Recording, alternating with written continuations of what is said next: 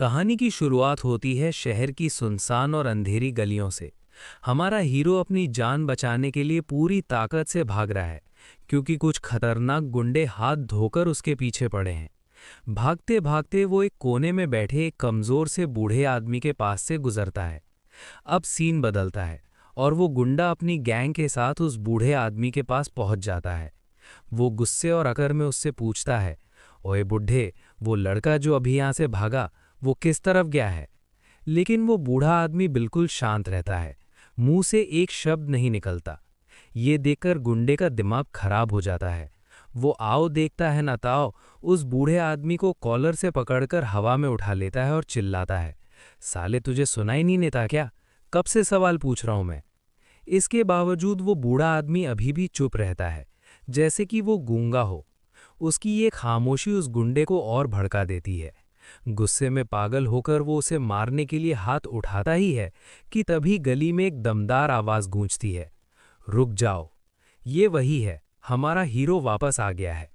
उसकी आवाज सुनकर गुंडा रुक जाता है। हीरो पूरी हिम्मत जुटाकर कहता है, जिसको तुम ढूंढ रहे हो वो मैं हूं। बेकार में दूसरों को परेशान करने की जरूरत नहीं है। हीरो को वहां देखकर गुंडा उस बूढ़े आदमी को साइड में फेंकता है और हैरानी से हीरो की तरफ बढ़ता है। वो हंसते हुए कहता है, अबे ओए लौंडे, तेरी हिम्मत कैसे हुई कि तू सच में वापस लौटकर यहाँ आ गया? बिना कोई मौका दिए वो गुंडा तेजी से आगे बढ़ता है और हीरो के पेट में एक जोरदार घूंसा मारता है। इस हमले से हमारा हीरो अपने घुटनों पर गिर पड़ता है और देखते ही देखते पूरी गैंग ने उसे घेर लिया होता है। गुंडा गुस्से में भड़कते हुए कहता है, बड़ा हीरो बन रहा था ना, ये नाटक बंद कर और जल्दी से पैसे निकाल। तेरी इतनी हिम्मत कैसे हुई कि तू जिन्फा ग्रुप का पैसा दबाने की कोशिश करे? हीरो के पास जवाब देने की ताकत नहीं बची होती। वो जोर जोर से खांस रहा होता है। उस पंच का असर बहुत गहरा हुआ था। दर्द से करहाते हुए हीरो गिड़गिड़ाते हुए कहता है, अरे बड़े भाई लोग, अगले महीने में पक्का वादा करता हूं कि अगले महीने में सारे पैसे वापस कर दूंगा। लेकिन ये सुनकर गुंडे का पारा और चढ़ जाता है। उसका चेहरा गुस्से से लाल हो जाता है और वो हीरो को कॉलर से पकड़कर कहता है, अगला महीना और इस महीने के पैसों का क्या होगा? अगर तूने पैसे नहीं दिए तो हम तेरा पूरा घर तोड़कर रख देंगे। घर का नाम सुनते हीरो के होश उड़ जाते हैं। वो घबराकर हकलाते हुए कहता है, बड़े भाई, ऐसा मत करो, प्लीज़ मुझे बस कुछ दिन की मोहलत दे दो। मैं पहले से ही पैसे का इंतज़ाम करने में लगा हुआ हूँ। गुंडा उसे वापस ज़मीन पर पटक देता है और बेइज्जत करते हुए कहता है, तुझे इज्जत क्या दे दी, तू तो सर पर ही चढ़ने लगा। तेरी औकात भी है हमसे मोल भाव करने की? हम तेरे साथ जो चाहें वो करेंगे और तुझे वो सब चुपचाप सहना ही पड़ेगा। इसके बाद वो गुंडा अपनी गैंग के साथ हीरो के घर की तरफ जाने के लिए मुड़ता है। वहीं हमारा हीरो ज़मीन पर पड़ा धूल चाट रहा होता है। अचानक उसे रियलाइज़ होता है और वो खुद से घबराहट में कहता है, बिल्कुल नहीं, मैं इन्हें आगे नहीं जाने दे सकता। अमेई अभी भी घर पर ही है। अपनी गर्लफ्रेंड का ख्याल आते ही हीरो एक मजबूत इरादे के साथ अपने हाथ में पत्थर का टुकड़ा उठाता है और उन गुंडों पर पीछे से अटैक करने के लिए लपकता है। लेकिन किस्मत को कुछ और ही मंजूर था। अगले ही शॉट में हमारा हीरो बुरी तरह हार चुका होता है। वो ज़मीन पर लेटा हुआ है और उसे इतनी मार पड़ी है कि उसका चेहरा सूजा हुआ है। अब सीन बदलता है। शहर की सड़कों पर जहां तेज बारिश के बीच एक चमचमाती हुई रोल्स रॉयस कार आ रही होती है। और डैम यार, वो कितनी प्यारी लग रही है ना। कार एक जगह आकर रुकती है। एक आदमी अपना पैर बाहर निकालता है, जहां उसका बॉडीगार्ड पहले से ही छाता खोलकर खड़ा होता है। इस आदमी का नाम सनविन वू है, जो जिन्फा ग्रुप से है। उसके बगल में एक खूबसूरत लड़की उसके हाथ में हाथ डालकर चल रही होती है। हमारा हीरो उस लड़की को सनविन वू के साथ देखकर सदमे में आ जाता है। वो यकीन नहीं कर पाता और हैरानी से पूछता है, अमेई, तुम इसके साथ क्या कर रही हो? अमेई, जो सनविन वू के और करीब चिपकते हुए रूखेपन से जवाब देती है, मुझे इतने हक से अमेई मत बुलाओ। अब मेरे बॉयफ्रेंड यंग मास्टर सन है। ये सुनकर हीरो अंदर से टूट जाता है और रोते हुए चिल्लाकर पूछता है, नहीं, आखिर क्यों? हम दोनों पिछले 10 सालों से एक साथ हैं। इस पर वहां खड़ी अमेई की मां गुस्से और नफरत के साथ ताना मारते हुए कहती है, 10 साल? सही में? तुम बड़े बेशर्म हो। अगर तुमने उसे इतनी बुरी तरह से जकड़ के नहीं रखा होता तो मेरी बेटी आज न जाने कहाँ पहुंच गई होती। अपने घुटनों पर बैठा हीरो पुरानी बातें याद दिलाते हुए डेस्परेट प्लीडिंग सवाल करता है। आंटी, आप ऐसी बात कैसे बोल सकती हैं? क्या आप पिछला साल भूल गई जब आपको हार्ट सर्जरी की जरूरत थी? वो मैं ही था जो जिन्फा ग्रुप के दरवाजे पर घुटने टेककर हाई इंटरेस्ट लोन मांगने गया था। इस पर वो बूढ़ी औरत मुंह बनाते हुए कहती है, तू तो बस फालतू में सेंटिमेंटल हो रहा था। तुझे किसने बोला था उधार लेने के लिए? और सुन, वो थोड़े से पैसों की कोई औकात नहीं है। वन वूलर मुझे जो ये ब्रेसलेट दिलाया है ना, उसकी कीमत तेरे उस लोन से कहीं ज्यादा है। वहीं अमेई भी खुद को सही साबित करते हुए डिफेंसिव कहती है, लिन युआन, वो सब तूने अपनी मर्जी से किया था। तू ही तो हमेशा कहता रहता था ना, मैं तुम्हारे लिए कुछ भी कर सकता हूं। तो अब क्या हुआ? अब वो बात काउंट क्यों नहीं होती? ये सुनकर लिन युआन पूरी तरह बिखर चुका होता है। दर्द और गुस्से में कांपते हुए वो चिल्लाकर कहता है, कॉलेज के पहले साल से लेकर आज तक मैंने तुम्हें सपोर्ट किया। तुमने कहा था कि तुम्हें डिजाइनर बनना है, तो तुम्हारे लिए स्टूडियो खोलने के चक्कर में मैंने अपना घर तक गिरवी रख दिया। क्या तुम ये सब भूल गई? लिन युआन की ये बात सुनते ही वो औरत आगे बढ़ती है और उसे एक जोरदार थप्पड़ मारती है। वो उसे उसकी औकात याद दिलाते हुए गुस्से और नफरत के साथ कहती है, तो क्या हुआ अगर तूने मेरी बेटी को सपोर्ट किया? वो तो बस वही बात हुई कि तू अपनी औकात से बाहर हाथ मार रहा था। अब वो यंग मास्टर सन की है।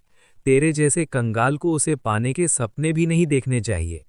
इसके बाद सनविन वू लिन युआन के सामने आकर उसे धमकाता है, लिन युआन, बेहतर होगा कि तू अपनी हद में रहे। चुपचाप पैसे वापस कर और यहां से दफा हो जा। अगर तू अब भी उसके पीछे पड़ा रहा ना, तो तेरा वो हाल करूंगा कि तू मौत की भीख मांगेगा। सनविन वू की बात सुनकर लिन युआन अपने दांत भींचता है। एक दर्द भरी हंसी के साथ वो कड़वी सच्चाई को एक्सेप्ट करते हुए कहता है, तो ये बात है। 10 साल की फीलिंग्स, जान बचाने वाला वो एहसान, तुम्हारी नज़रों में इन सब की कोई वैल्यू नहीं है। इससे पहले कि अमेई कुछ बोल पाती, सनविन वो उसे कार में बैठने का इशारा करता है और अमेई चुपचाप मान जाती है। उसकी माँ उसे कार की तरफ ले जाते हुए कहती है कि लिन युआन का मनहूस चेहरा देखकर उसका मूड खराब हो गया। उनके जाने के बाद एक गैंग मेंबर लिन युआन को पीछे से पकड़ लेता है। गैंग का लीडर सनविन वू से पूछता है कि अब इसका क्या करना है। सनविन वू एक डरावनी स्माइल के साथ जवाब देता है, वैसा ही करो जैसा हम हमेशा से करते आए हैं। अगले ही पल उस अंधेरी गली में लिन युआन की दर्द भरी चीखें गूंजने लगती हैं। कुछ देर बाद का नज़ारा दिल दहला देने वाला होता है। लिन युआन जमीन पर अधमरा पड़ा हुआ है। सनविन वू अपनी कार की तरफ जाते हुए कहता है, ये टूटी हुई टांग, इसे अपना ब्याज समझ लेना। अगर अगले महीने तक पैसे नहीं चुकाए तो अगली बार सिर्फ एक टांग नहीं तोड़ूंगा। चलो यहाँ से। सभी लोग वहां से चले जाते हैं और लिन युआन तेज बारिश में सड़क पर अकेला लाचार पड़ा रहता है। तभी वो बूढ़ा आदमी वापस उसके पास आता है। वो लिन युआन को उठाने की कोशिश करता है, लेकिन लिन युआन उसे रोक देता है, क्योंकि वो नहीं चाहता कि उसकी वजह से वो गरीब बूढ़ा आदमी भी मुसीबत में आ जाए। लेकिन वो बूढ़ा आदमी एक रहस्यमय अंदाज में लिन युआन से कहता है, हिम्मत मत हारो बेटा, तुम्हारी किस्मत अब पलटने वाली है, तुम्हारा वक्त आ गया है। ये सुनकर लिन युआन दर्द और बेबसी में रोता हुआ ताना मारता है, किस्मत पलटने की बात कर रहे हो? मेरी गर्लफ्रेंड किसी और के साथ भाग गई है और मैं यहाँ गर्दन पर कर्ज में डूबा हुआ हूँ। कैसे करूँगा मैं सब ठीक? अगर मेरे पास पैसे होते ना, तो आज मेरी ये हालत कभी नहीं होती।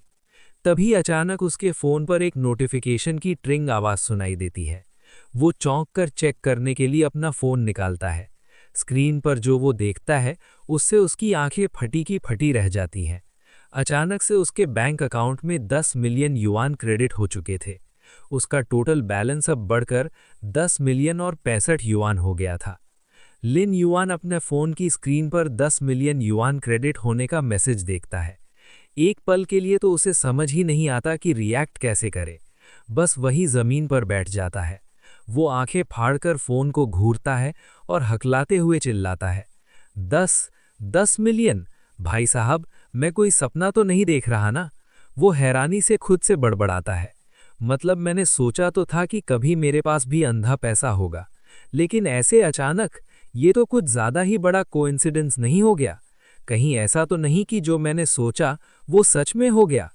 फिर एक नई उम्मीद के साथ वो मन ही मन फैसला करता है, अगर ये सच है तो बस अब तो लाइफ सेट है। सबसे पहले अपने लिए एक छोटा सा गोल सेट करता हूं। वो जोश में खड़ा होता है और जोर से हंसता है।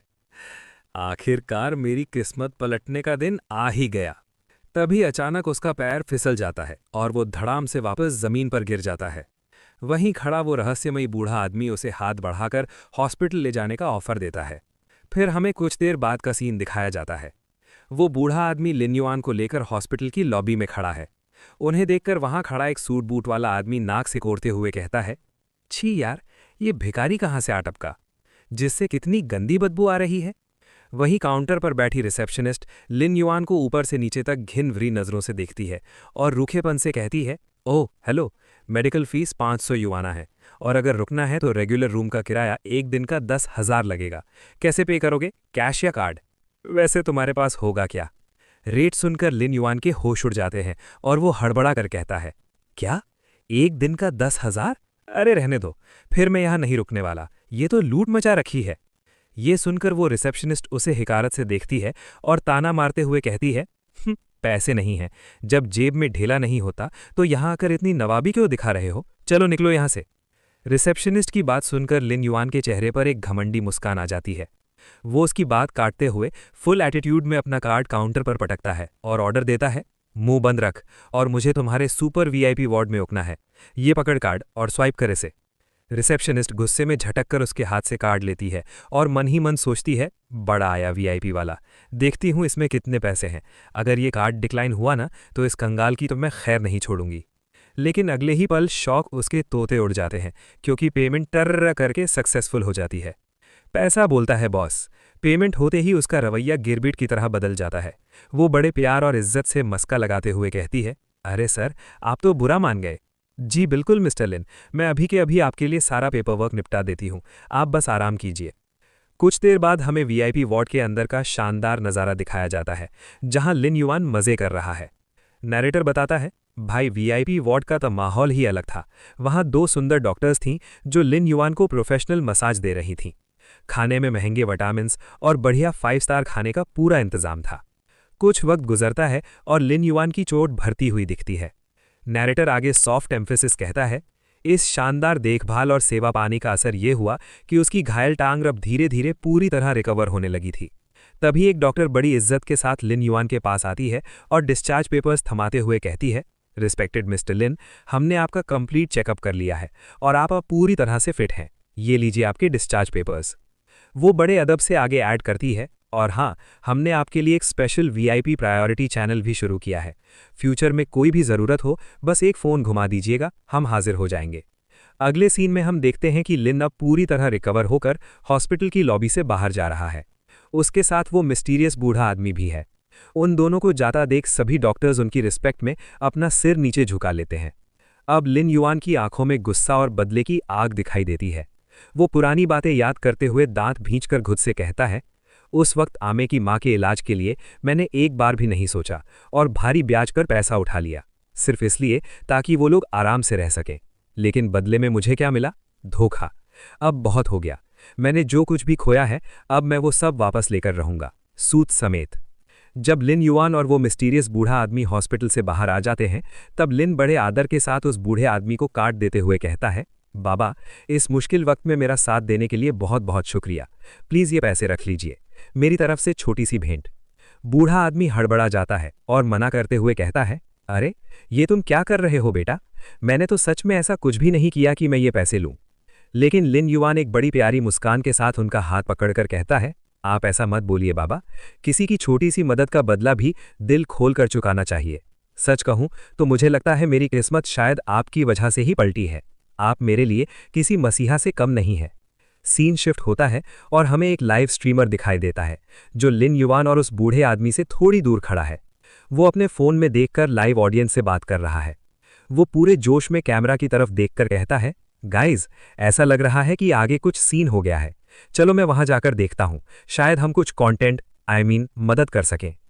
कैमरे का फोकस जमीन पर गिरे हुए एक बूढ़े आदमी पर जाता है जो दर्द में तड़प रहा है।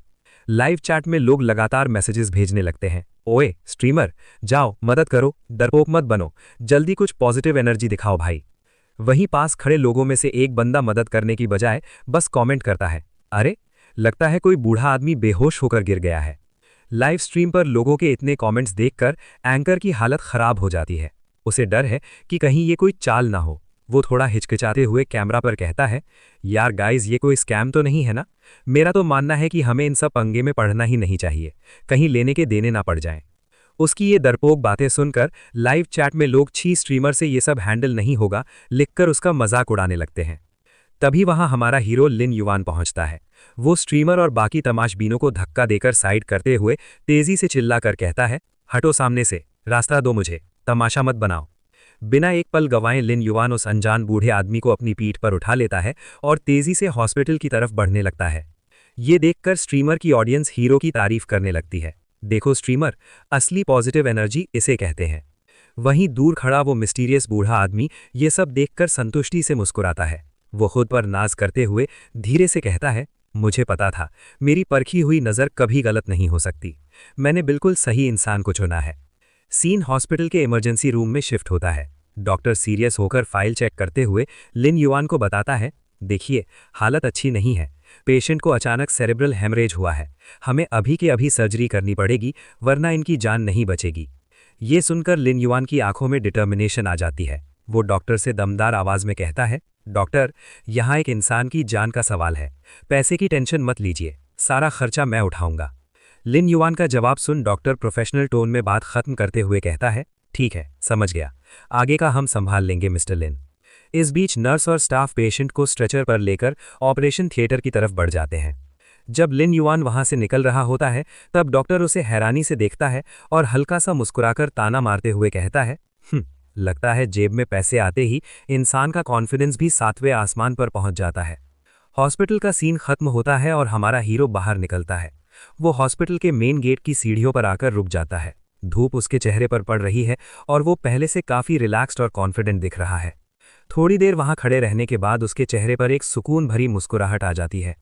वो मन ही मन खुशी महसूस करते हुए सोचता है, पैसे की चिंता ना होने वाली ये फीलिंग सच में कितनी कमाल की है यार। ऐसा लग रहा है जैसे सर से कोई भारी बोझ उतर गया हो। इसके बाद वो भीड़ भाड़ वाली सड़क की तरफ बढ़ जाता है। चलते हुए वो खुद से वादा करता है और सोचता है, अब मैं वो पहले वाला हारा हुआ लूजर नहीं रहा जो कर्ज के बोझ तले दबा हुआ था और जिसके पीछे लोग भागते रहते थे। अब मेरा वक्त बदल चुका है। अपार्टमेंट कॉम्प्लेक्स के नीचे पहुंचता है, लेकिन वहां पहुंचते ही ऊपर से वो खड़ूस मकान मालकिन की गुस्से भरी आवाज गूंजती है। वो खिड़की से चिल्लाते हुए कहती है, लिन युवान तू गरीब कंगाल, जल्दी से मेरा किराया चुका वरना आज तेरा सारा सामान बाहर फेंक दूंगी। इसके साथ ही ऊपर से उसका सामान फेंका जाने लगता है। तभी एक फोटो फ्रेम तेजी से हवा को चीरते हुए नीचे आता है और जमीन पर गिरकर छपाक से टूट जाता है। कैमरा उस टूटे हुए फ्रेम पर फोकस करता है। ये लिन युवान की सबसे कीमती चीज थी, उसकी फैमिली फोटो, जिसमें वो अपने मम्मी पापा के साथ खुश दिख रहा था। लिन युवान बिना कुछ बोले आगे बढ़ता है और उस टूटे हुए फ्रेम को उठा लेता है। उस तस्वीर को देखकर वो बिल्कुल शांत हो जाता है, लेकिन उसकी आंखों में गहरा दर्द और गुस्सा साफ दिखाई देता है। तभी वहां उसका एक पड़ोसी हड़बड़ाते हुए आता है। वो लिन युवान को देखकर परेशानी में पूछता है, अरे लिनियन तो पिछले कुछ दिनों से कहाँ गायब था भाई? वो बुढ़िया तुझसे किराया लेने के लिए पागल हुई पड़ी है और तुझे ढूंढ रही है। बेहतर होगा कि तू तैयार रहे, वो आज मूड में नहीं है। लेकिन लिन युवान के चेहरे पर डर की कोई लकीर नहीं होती। वो बड़े ठंडे दिमाग से और काम होकर जवाब देता है, चिंता मत कर, कुछ नहीं होगा। उसकी ये बात सुनकर वो लड़का हैरान रह जाता है।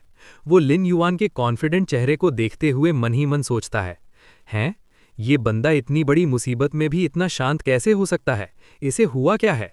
लिनियन चलते हुए अपने कमरे के दरवाजे पर पहुंचता है। वो अभी बाहर कॉरिडोर में खड़ा ही होता है कि तभी दरवाज़ा खुलता है और वो गुस्सैल बूढ़ी मकान मालकिन सामने आ जाती है। उसे देखते ही वो औरत गुस्से में फट पड़ती है और चिल्लाते हुए कहती है, लिनियन आ गया ना तू आखिरकार, तुझे वापस आना याद आ ही गया।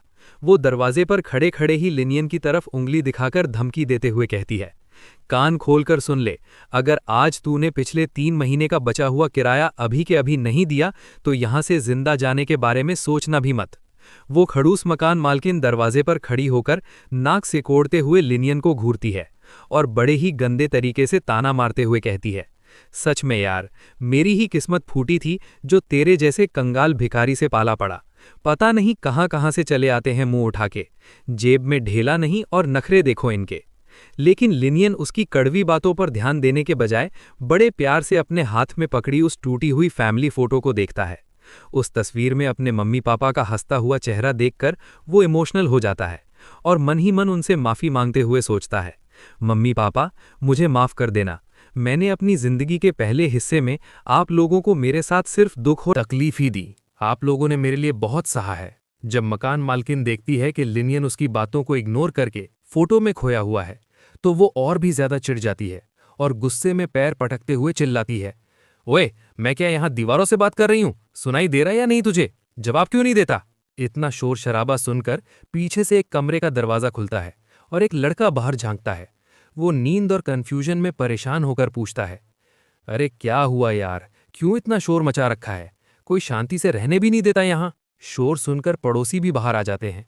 एक ब्लू ड्रेस वाली लड़की बड़े चटकारे लेकर उस अभी बाहर आए लड़के को गॉसिप बताती है, अरे और क्या होगा, वही रोज का ड्रामा, कर्जा वसूली। मैंने तो सुना है इसकी हालत इतनी खराब है कि किराया देना तो दूर, इसकी गर्लफ्रेंड भी इसे किसी अमीर के लिए छोड़ के भाग गई। ये सुनकर वो लड़का हैरान रह जाता है और कहता है, हैं, सही में? भाई साहब, इतना बुरा टाइम चल रहा है क्या इस बेचारे का? लेकिन दूसरी एक पीली टी शर्ट वाली लड़की नाक सिकोड़ते हुए घिन से कहती है, बेचारा, घंटा, इससे तो गरीबी की बदबू आती है यार। मैं तो कहती हूँ अच्छा ही हुआ वो लड़की भाग गई। कौन रहेगा ऐसे लूजर के साथ? वापस कमरे में जब मकान मालकिन देखती है कि लिनियन अभी भी चुप है तो वो गुस्से में लाल पीली हो जाती है और दांत पीसते हुए खुद से कहती है, ओए, बहरे हो गया क्या?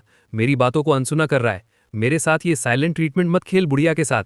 वो आग बबूला होकर लिनियन के करीब आती है और चिल्लाती है, मैंने आज तक हजारों किराएदार देखे पर तेरे जैसा बेशरम और ढीठ इंसान आज तक नहीं देखा।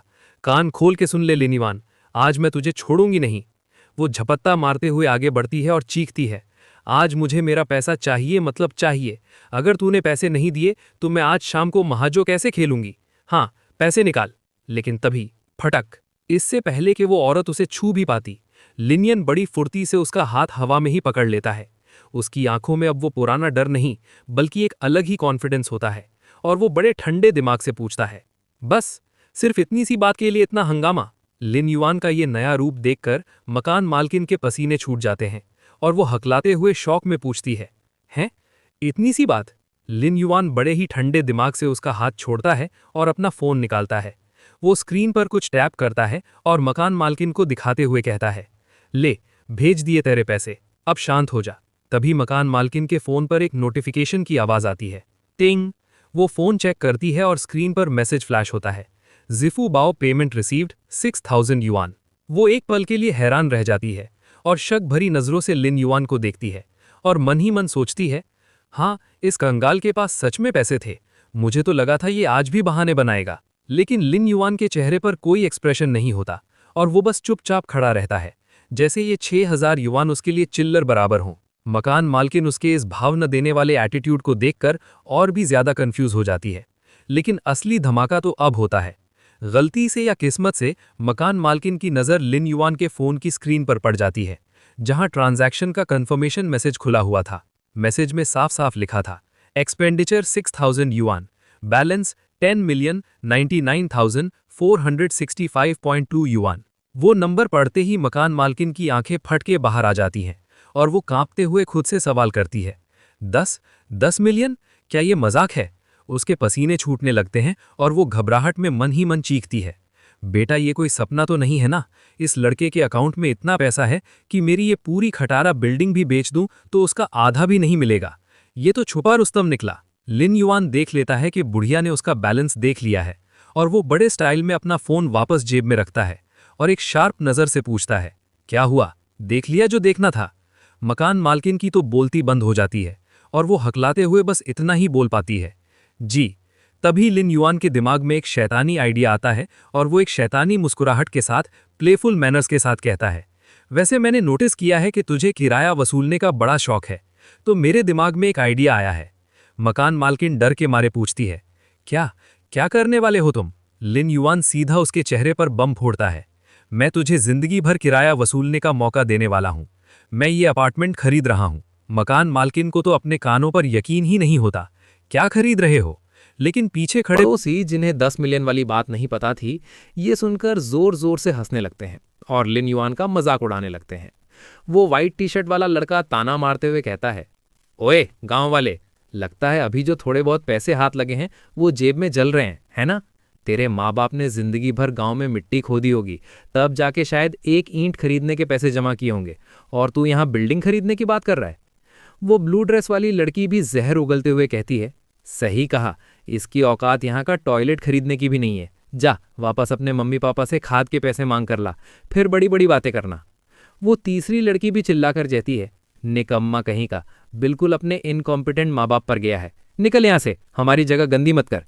लेकिन तभी वो मकान मालकिन, जिसे अब पता है कि लिन युआन असली बॉस है, घबराकर बीच में कूद पड़ती है और पड़ोसियों की बातों को इग्नोर करके बड़े ही मक्खन मलाई वाले टोन से लिन युआन से कहती है, मिस्टर लिन, आप इन लोगों की बकवास पर ध्यान मत दीजिए ना।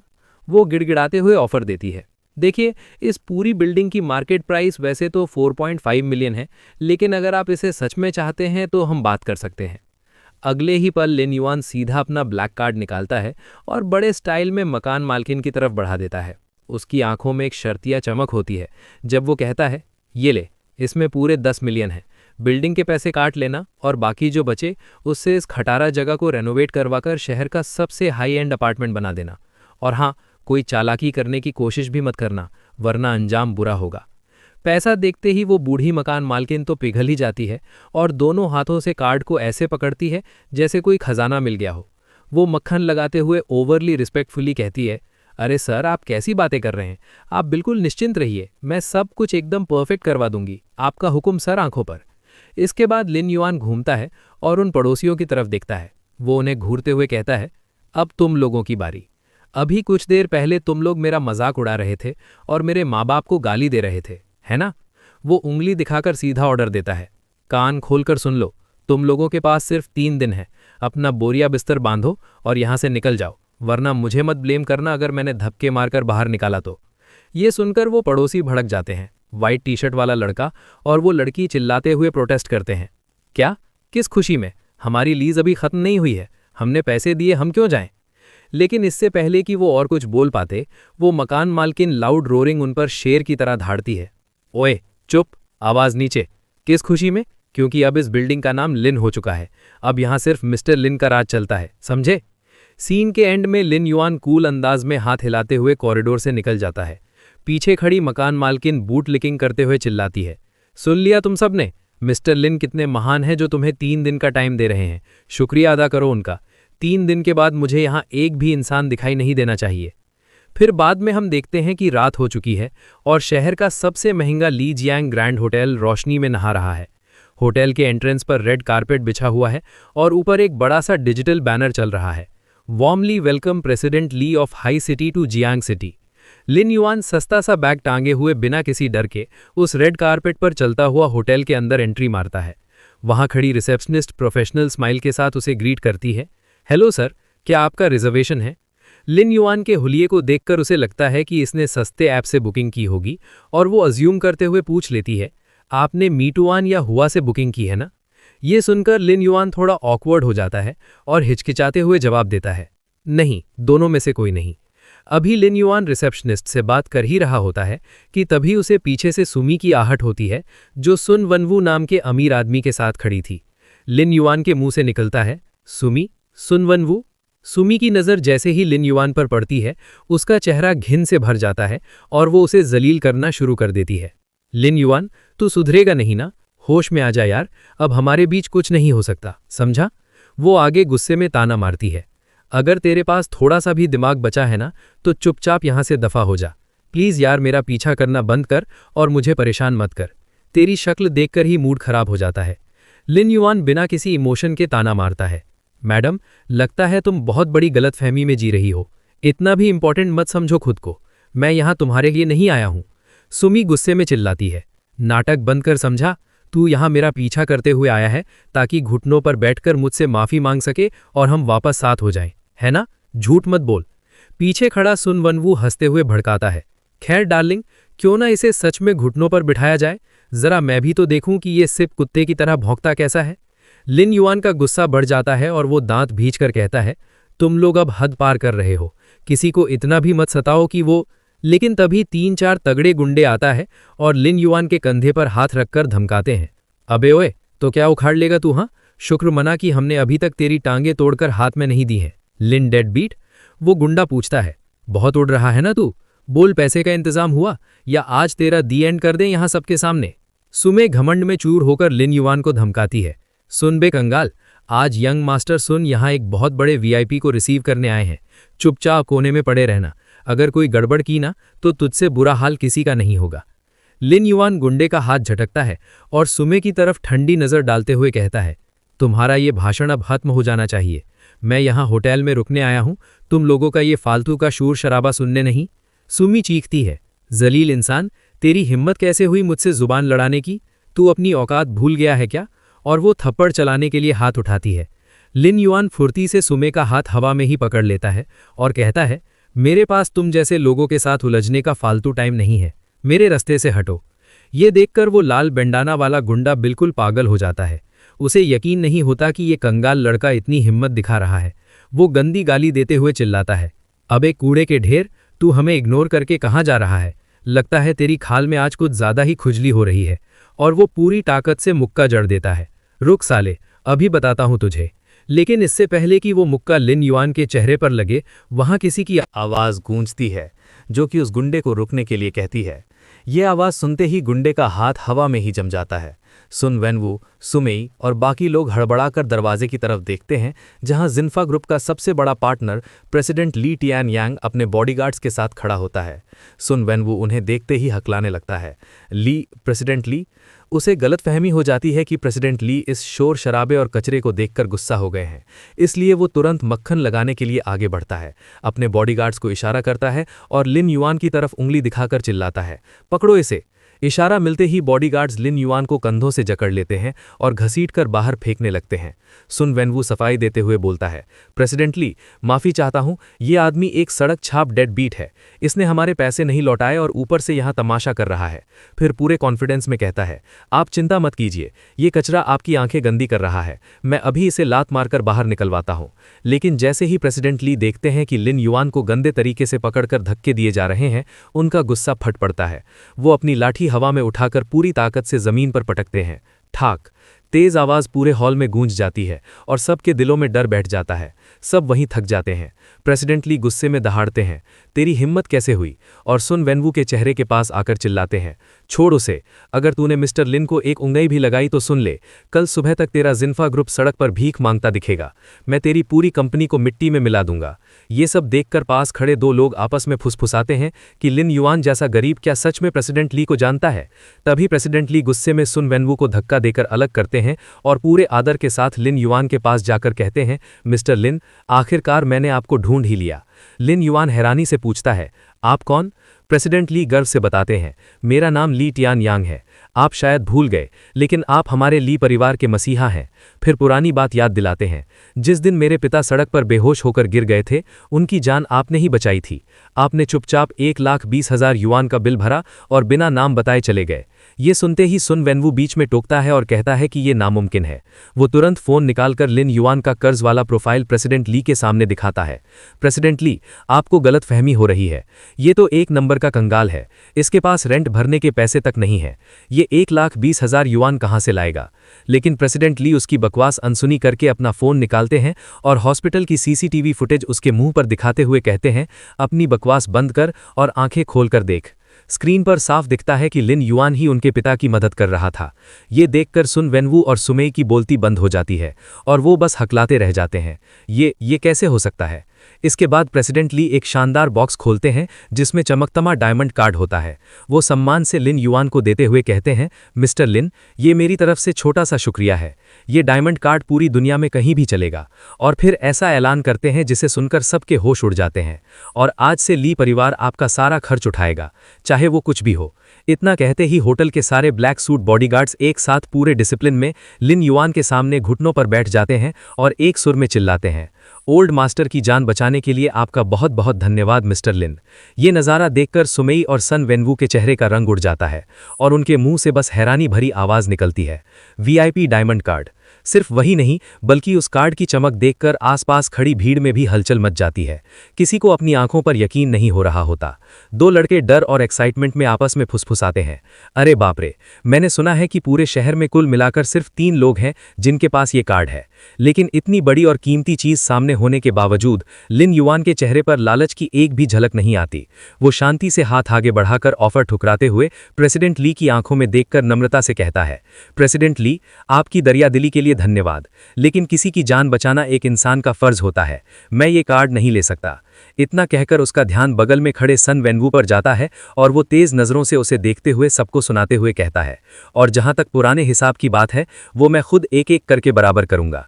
लिन युआन का ये सेल्फ रिस्पेक्ट और पैसों के आगे ना झुकना प्रेसिडेंट ली को अंदर तक पसंद आता है। वो मुस्कुराते हुए कहते हैं, मिस्टर लिन, मैं आपकी सोच की कदर करता हूं। मैं आपसे दोस्ती करना चाहता हूं। ये समझते हुए कि लिन युआन एहसान नहीं लेगा, प्रेसिडेंट ली तरीका बदलते हैं और बॉक्स आगे बढ़ाते हुए कहते हैं, तो फिर इसे दोस्तों के बीच एक तोहफा समझकर रख लीजिए। या फिर आपको लगता है कि हमारी ली फैमिली आपकी दोस्ती के लायक नहीं है? ये सुनते ही माहौल अचानक बदल जाता है। प्रेसिडेंट ली के पीछे खड़े सारे बॉडीगार्ड्स एक साथ डिसिप्लिन में घुटनों पर बैठ जाते हैं और पूरा हॉल गूंज उठता है। रख लीजिए मिस्टर लिन। इतने लोगों को एक साथ झुकता देखकर लिन युआन फंस सा जाता है। उसे लगता है कि अब मना करना इनकी बेइज्जती होगी।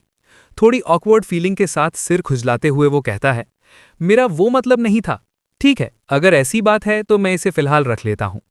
लिन युआन की हाँ सुनते ही सबके चेहरों पर राहत आ जाती है और प्रेसिडेंट ली हंसते हुए कहते हैं, ये हुई ना बात।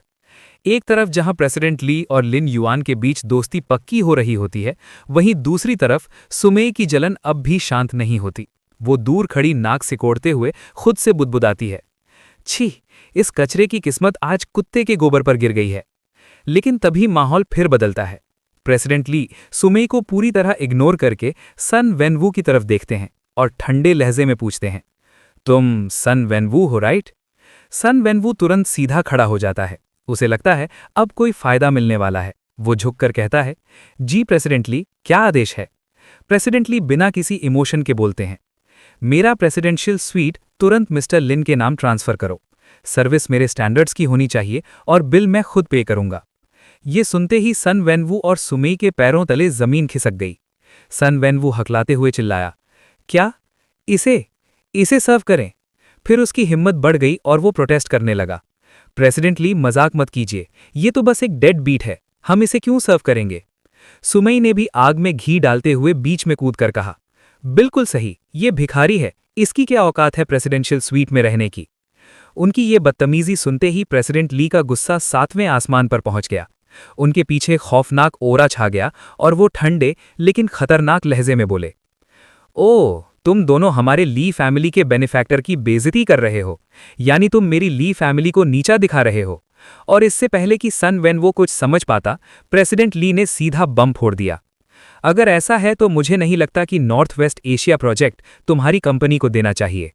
ये सुनते ही सन वेनवू का चेहरा नीला पड़ गया। उसके दिमाग में खतरे की घंटी बज उठी। सन ग्रुप के साल भर के ऑर्डर्स का 70% ली फैमिली से आता है। अगर ये प्रोजेक्ट गया तो मैं खत्म। तभी उसने देखा कि प्रेसिडेंट ली और लिन युआन जाने लगे हैं। उसे समझ आ गया कि ये उसकी आखिरी उम्मीद है। वो घबराकर उनके पीछे भागा और चिल्लाया, प्रेसिडेंट ली रुकिए। प्रेसिडेंट ली पलटे और बस एक ठंडा सा हम कहा। अगले ही पल सन वेनवू पूरे सबके सामने 90 डिग्री झुक गया और गिड़गिड़ाने लगा, प्रेसिडेंट ली, मिस्टर लिन, मुझसे बहुत बड़ी गलती हो गई। मैं अंधा था जो हीरे को पहचान नहीं पाया। ये देख सुमेई पागल हो गई। वो आगे बढ़कर सन वेनवू को उठाने लगी। यंग मास्टर सन, आप ये क्या कर रहे हैं? आप सच में इस कचरे के सामने? लेकिन सन वेनवू अब अपनी बर्बादी बचाने के लिए किसी भी हद तक जा सकता था। सुमई की बात सुनते ही उसका दिमाग फट गया और उसने पूरी ताकत से हाथ घुमाया। चटाक! जोरदार थप्पड़ सुमई के गाल पर पड़ा। वो लड़खड़ा गई। सनमैन वो गुस्से में चिल्लाया, मुंह बंद रख अपनी। क्या प्रेसिडेंट ली के बेनिफैक्टर की बेइज्जती करना तेरी औकात है? सुमई जमीन पर गिर पड़ी, सदमे में आंसुओं के साथ बोली, तुमने इसके लिए मुझे मारा? सनमैनबू दांत पीसते हुए बोला, सिर्फ थप्पड़ पड़ा है, यही तेरा लक है। अभी घुटनों पर बैठ और मिस्टर लिन से माफी मांग। फिर वो पलटकर दोबारा भीगी बिल्ली बन गया और हाथ जोड़कर बोला, प्रेसिडेंट ली, मिस्टर लिन, दिल से माफी चाहता हूं। ये औरत अनपढ़ है, इसे कुछ समझ नहीं। बड़े लोग छोटी गलतियों को दिल पर नहीं लेते। मुझे एक मौका दे दीजिए। लिन युआन ये सारा ड्रामा देखकर थक चुका था। उसने ठंडी नजर सन वैनवू पर डाली और बिना इमोशन के कहा, रहने दो, वैसे भी पुराने हिसाब एक दिन में बराबर नहीं होते। चलो। ये कहकर वो एलिवेटर की तरफ बढ़ गया। सन वैनवू ने राहत की सांस ली, लेकिन चापलूसी जारी रखी। जी, प्रेसिडेंट ली, मिस्टर लिन, अपना ख्याल रखिएगा। कल सुबह नाश्ते पर सेवा का मौका जरूर दीजिएगा। लेकिन जैसे ही एलिवेटर बंद हुआ और लिन युआन नजरों से ओझल हुआ, सन वैनवू का चेहरा स्याह और जहरीला हो गया। वो दांत पीसते हुए मन ही मन बोला, लिन युआन रुक जा, ये हिसाब मैं तुझसे जरूर चुकता करूंगा। रात के वक्त प्रेसिडेंट ली लिन युआन को लेकर होटल के सबसे शानदार प्रेसिडेंशियल स्वीट में आते हैं। कमरे की चमक धमक और खिड़की से दिखता शहर का नज़ारा देखकर लिन युआन का दिल खुश हो जाता है।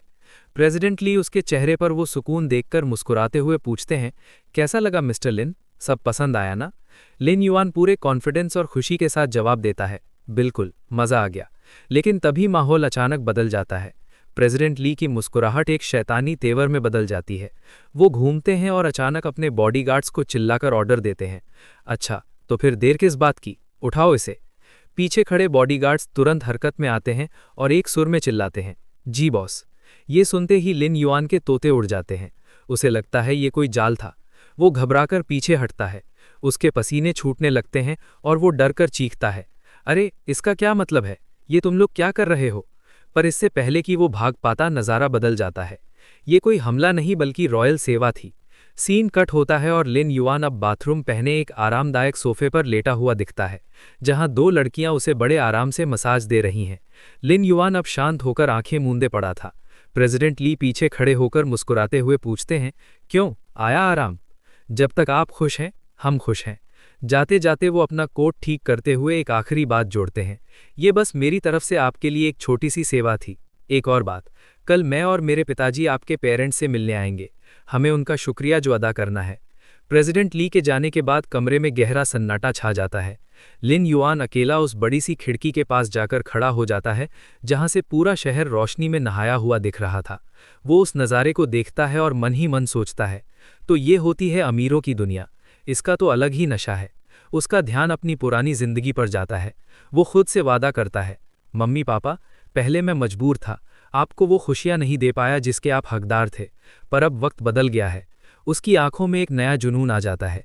कल सुबह सबसे पहला काम यही करूंगा, आप लोगों को यहाँ ले आऊंगा। अगली सुबह नई उम्मीद लेकर आती है। लिन युआन होटल से निकलकर सीधा एक महंगी कपड़ों की दुकान में पहुंचता है। वहां वो एक रेडिश ब्राउन सूट पहनकर आईने के सामने खड़ा होता है। सेल्स गर्ल उसे देखकर इम्प्रेस हो जाती है और तारीफ करते हुए कहती है, सर ये सूट तो जैसे आपके लिए ही बना हो, एकदम जच रहा है। लिन युआन आईने में अपना नया अवतार देखता है और कॉन्फिडेंट फील करता है। सही है। दुकान से निकलते हुए वो अपने अगले कदम के बारे में सोचता है। कपड़े तो हो गए, अब एक खुद की कार खरीदता हूँ, फिर शान से मम्मी पापा को लेने जाऊंगा। वहीं दूसरी तरफ दुश्मन अभी भी पीछे लगा हुआ था। होटल के बाहर कोने में एक आदमी चश्मा लगाए छुपा हुआ था। ये वही जासूस था। जैसे ही लिन युआन निकलता है, वो फ़ोन पर रिपोर्ट करता है, बॉस, खबर पक्की है, वो लड़का होटल से निकल गया है।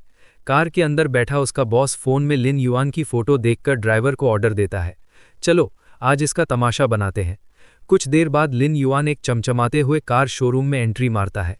वहां खड़ा एक शरीफ सा सेल्समैन शाओ वैंग उसे देखकर तुरंत आगे आता है और बड़े फिर बोलता है, नमस्ते सर, आइए, क्या आपने पहले से कोई बुकिंग कराई है या मैं आपको हमारे नए मॉडल्स दिखाऊं? लिन यान भी मुस्कुराता है। उसे लगा चलो कोई तो इज्जत से बात कर रहा है। वो बोलने ही वाला था, तुम बिल्कुल सही वक्त पर आए हो दोस्त, मैं बस यही सोच रहा था कि। लेकिन बेचारा लिन यान अपनी बात पूरी भी नहीं कर पाया कि पीछे से एक मनहूस आवाज आई, अरे शाओ बैंग, क्यों अपना दिमाग खराब कर रहा है इस पे? एक ब्लू हेयर सेल्समैन जो शक्ल से ही घमंडी लग रहा था, वो आगे आकर लिनियान को ऊपर से नीचे तक ऐसे घूरता है जैसे कोई कचरा देख लिया हो, और हाथ हिलाकर भगाते हुए कहता है, एक नज़र देखकर ही पता चल रहा है कि ये सड़क छाप कंगाल है, क्यों टाइम खोटी कर रहा है, धक्के मार के निकाले से यहाँ से। लिनियन हैरानी से उसे देखता है, पर गुस्सा पीते हुए शांति से जवाब देता है, भाई मैं यहाँ कार खरीदने आया हूँ। ये सुनकर नीले बाल वाला सेल्समैन जोर से हंसता है। वो लिनियन के कंधे पर हाथ रखता है और उसके कपड़ों को छूकर मजाक उड़ाता है।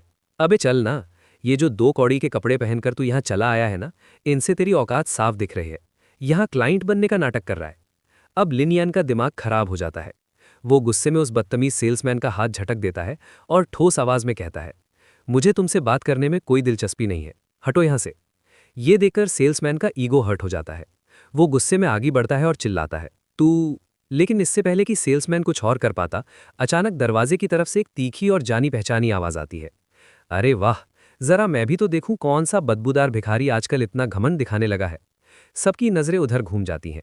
दरवाजे से सन वेन वू, सुमेई और उनके गुंडे शान से अंदर आते हैं। लिनयान को वहां देखकर सन वेन वू के चेहरे पर एक शैतानी मुस्कुराहट आ जाती है। वो ताना मारते हुए कहता है, मैं सोच ही रहा था कि ये कौन है, पता चला ये तो वही अपना कंगाल लिनयान है। सन वेन वू को देखकर वो नीले बाल वाला सेल्समैन तुरंत भीगी बिल्ली बन जाता है और झुककर सलाम ठोकता है। यंग मास्टर सन, आप आ गए। सन वेन वू के बगल में खड़ी सुमई ने आंखों पर काला चश्मा लगाया हुआ था। वो चश्मे को थोड़ा नीचे करके लिनयान को घूरती है और बड़े नखरे से बोलती है, तुम्हें सच में लगता है कि तुम्हारी औकात है यहां आकर मायबैग जैसी गाड़ी देखने की? ये सुनते ही सन वेन वू आगे बढ़ता है और लिनयान के जख्मों पर नमक छिड़कते हुए कहता है, मैं तुझे बता रहा हूं, ये गलतफहमी पालना बंद कर दे कि प्रेसिडेंट ली के साथ चिपक गया तो तेरी किस्मत बदल गई। कचरा हमेशा कचरा ही रहेगा। इसके बाद वो जानबूझकर सुमई को अपनी बाहों में भरता है और लिनयान को जलाते हुए बोलता है, जिस लड़की के पीछे तूने अपने 10 साल बर्बाद कर दिए, वो अब मेरी मंगेतर है। लिनयान, तेरे बस की बात नहीं है ये सब। सुमई भी नखरे दिखाते हुए सन वेन वू के सीने से लग जाती है और मक्खन लगाते हुए कहती है, आप भी ना ब्रदर सन, आप क्यों बेकार में इस कचरे से अपनी तुलना कर रहे हैं? वहीं खड़ा लाल बंडाने वाला गुंडा जोर से हंसने लगता है और गंदे इशारे करते हुए लिनयान की मर्दानगी का मजाक उड़ाता है। मुझे तो लगता है इस लड़के को बीवी नहीं मिल रही, सिर्फ इसलिए नहीं कि ये गरीब है, मुझे तो शक है कि ये साला नीचे से भी बेकार है। हाँ, सुमई भी इस गंदे मजाक में शामिल हो जाती है और जहर उगलते हुए कहती है, सही कहा आपने, अगर मैं इस कचरे के पीछे आती तो मुझे डर है कि मैं अगले जन्म में भी माय बैग में नहीं बैठ पाती। तुमने खुद कहा था ना कि तुम यूजलेस हो, बस इसीलिए मैंने कभी तुम्हारी तरफ देखा भी नहीं। इतनी बेइज्जती सुनकर भी लिनयान का चेहरा शांत रहता है। वो उन्हें पूरी तरह इग्नोर करके आगे बढ़ता है और एक चमचमाती हुई कार के पास जाकर रुकता है और ठंडे दिमाग से कहता है, तुम बिल्कुल सही कह रही हो, अगर तुम मेरे पीछे आती तो सच में तुम इस जन्म में माय बैग में नहीं बैठ पाती। फिर उसने अपनी उंगली से पीछे खड़ी कार की तरफ इशारा किया और एक दमदार जवाब दिया, क्योंकि जो मैं खरीद रहा हूं वो वाली कार है। सबकी नजरें उस कार पर जाती हैं। वो थी Bugatti night shadow global limited number 1, कीमत 1330 मिलियन युआन। ये देखकर सन वेन वू जोर से ठाका मारता है, दिन दहाड़े खुली आंखों से सपने देख रहा है। अगर तू अपनी 3 पुश्तों के पैसे भी जमा कर ले, तब भी मुझे शक है कि तू उसका एक दरवाजा भी नहीं खरीद पाएगा, और तू पूरी ब्यूगाटी की बात कर रहा है। वहीं नीले बाल वाला सेल्समैन का चेहरा सख्त हो जाता है और लिनयान को धमकी देता है, मैं तुझे आखिरी 5 सेकंड देता हूं, अपनी शक्ल लेकर दफा हो जाए यहां से, वरना मुझे बुरा बनने पर मजबूर मत करना। लेकिन फिर अगले ही पल लिनयान ने उसे ऐसे इग्नोर किया जैसे वो वहां है ही नहीं। वो घूमता है और सीधा उस शरीफ सेल्समैन शाओ वैंग को बुलाता है। शाओ वैंग, ये डील तुम फाइनल करो। शाओ वैंग हक बका जाता है, मैं लिनयान बिना किसी झिझक के अपना वीआईपी डायमंड कार्ड निकालता है और मशीन पर टैप करके स्लाइड करता है, और तभी मशीन से आवाज आती है, बीप। सबके दिलों की धड़कन रुक जाती है जब मशीन अनाउंस करती है, ट्रांसफर सक्सेसफुल 1330 मिलियन युआन। इससे शोरूम में सन्नाटा छा जाता है। सन वेन वू, सुमेई और बाकी सेल्समैन की आंखें फटी की फटी रह जाती हैं और उनके मुंह से बस एक ही शब्द निकलता है, क्या? ये सब देख नीले बालों वाला सेल्समैन सदमे में था। उसे यकीन नहीं हो रहा था कि उसने अभी क्या देखा। वो हैरानी से कहता है, नहीं यार, ये कैसे हो सकता है? वो तो पक्का एक। अभी वो अपनी बात पूरी भी नहीं कर पाया था कि अचानक पीछे से टक टक हील्स की आवाज आई और अगले ही पल एक सनसनाता हुआ थप्पड़ उसके सर पर पड़ा। शोरूम की मैनेजर आग बबूला होकर चिल्लाई, बकवास बंद कर अपनी, अंधा है क्या तू, दिखाई नहीं देता? ये हमारे ब्यूगाटी के खास मालिक हैं। थप्पड़ जड़ने के बाद मैनेजर तुरंत लिन युआन की तरफ घूमी और चेहरे पर मिठास लाते हुए बोली, अरे आप मिस्टर लिन है ना, आपसे मिलकर बड़ी खुशी हुई। हमारी दुकान पर भरोसा करने के लिए आपका बहुत बहुत शुक्रिया। फिर उसने पास खड़े शाओ वैंग से कहा, और शाओ वैंग, तुम्हारी सर्विस देखकर मैं बहुत खुश हूं। तुमने हमारे शोरूम की इज्जत बढ़ाई है, इसलिए मैं तुम्हें अभी के अभी सीनियर सेल्स की पोस्ट पर प्रमोट करती हूं और इस कार का पूरा कमीशन तुम्हें मिलेगा।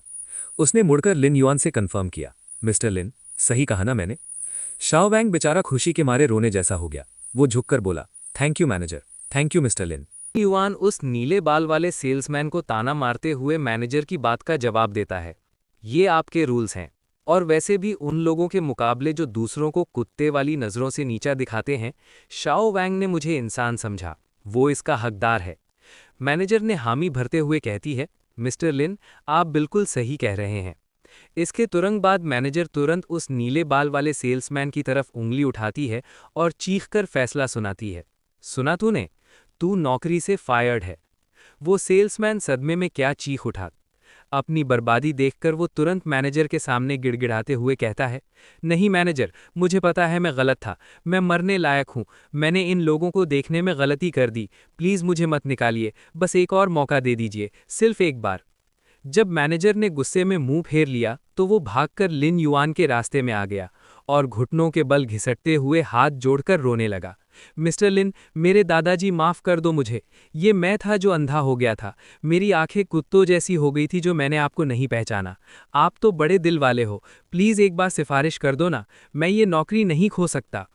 लेकिन लिन युआन ने उसकी तरफ देखना भी ज़रूरी नहीं समझा और ठंडे दिमाग से बस इतना कहा, मेरे रास्ते से हटो। और अगले ही पल हम देखते हैं कि सिक्योरिटी गार्ड्स उस सेल्समैन को बाहर का रास्ता दिखाने के लिए उसे उठाकर ले जा रहे होते हैं। वहीं वह सेल्समैन अभी भी चिल्ला चिल्लाकर अपनी गलती की माफ़ी मांगते हुए कहता है, मैनेजर, मैं आपके पैर पड़ता हूँ, मुझे एक चांस दे दो, मेरे सर पर अभी लोन बाकी है, मैं सड़क पर आ जाऊँगा। इस ड्रामे के बाद मैनेजर लिन युआन को रोककर एक और खुशखबरी देती है। वो बड़े प्यार से कहती है, मिस्टर लिन, हमारे शोरूम का एक नियम है, ब्यूगाटी नाइट शैडो खरीदने पर हम आपको 30 दिन के लिए एक एक्सक्लूसिव ब्यूटी कार मॉडल और ड्राइवर सर्विस गिफ्ट करते हैं। तभी मैनेजर कार के पास खड़ी एक लड़की को इंट्रोड्यूस करते हुए कहती है, ये है मिस किनमो, वर्ल्ड कार मॉडल चैंपियन। ये नज़ारा देखकर सुन वैनवू का दिमाग सुन्न पड़ जाता है, उसकी आंखें फटी की फटी रह जाती हैं। अबे ये कैसे?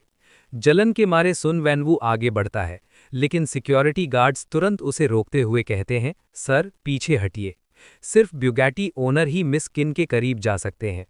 ये सुनते ही सुन वैनवू वहीं खड़ा रह जाता है। गुस्से और बेइज्जती से उसका चेहरा तमतमा उठता है। वो दांत पीसते हुए मन ही मन कहता है, वो कचरा, पक्का उसने ये सब प्रेसिडेंट ली की पहुंच लगाकर हासिल किया है, लानत है, ये सब कुछ असल में मेरा होना चाहिए।